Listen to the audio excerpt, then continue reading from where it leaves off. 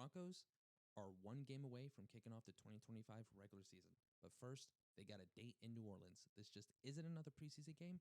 It's the final audition, the last chance for players to prove they belong on the 53-man roster.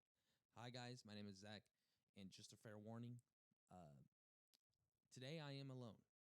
Usually I have a buddy with me. I will have a buddy go with me going forward.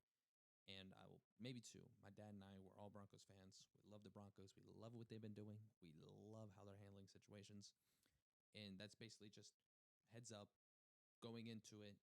Figured it's a preseason. There's things I know I'm going to have to work on and kink in these videos, but I'm taking the time now to go ahead and practice. And let's go ahead and get into the video.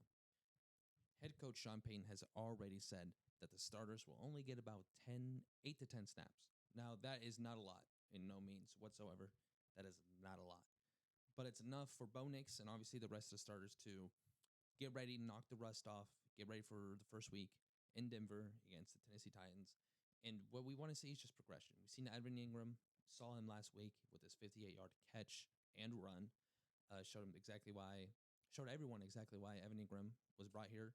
And then, just progression. You want to see the things that you didn't see in week 1 when Bo Nix played. Safety.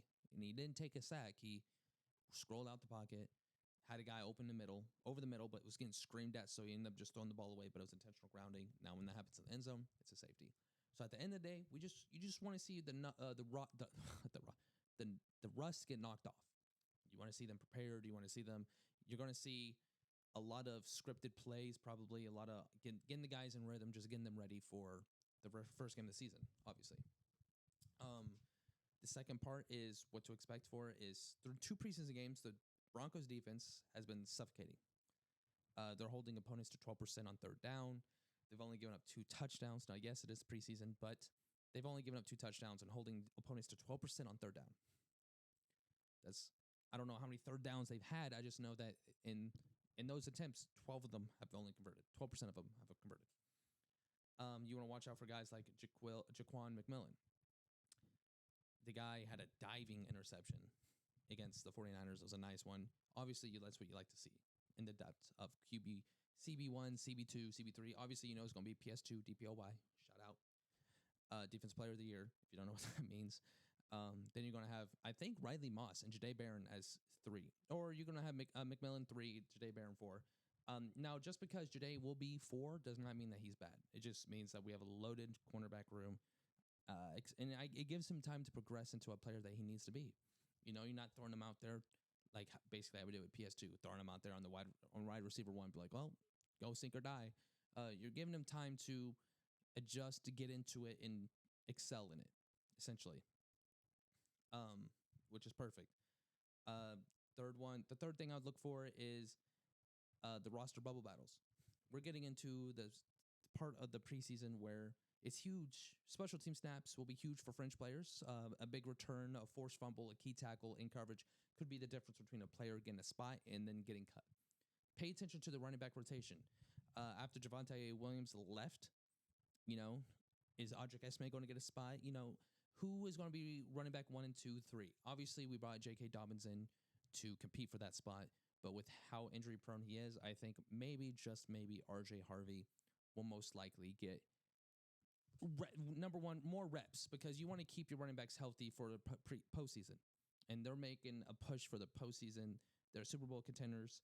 People think they can potentially knock off the Chiefs and win the AFC West, which let's wait until we get into that before we start making assumptions if we can or can't. And then even on top of that, you're looking at the wide 5 and 6 spots, wide receiver 5 and 6. Obviously, 1 is Cortland, 2 would be Marvin Mims, 3 would be Troy Franklin, 4 and 5. What's going on there? Am I forgetting someone? Cortland 7, Marvin Mims, Troy Franklin, Pat Bryant 4. So going into wide receiver 5 and 6 spots, you're just looking to get into those spots. Our wide receiver room, I believe, has a lot of talent, so there's none to really much worry about there. Obviously, the quarterbacks, we all know who quarterback 1 is. Bo Nix, obviously. So,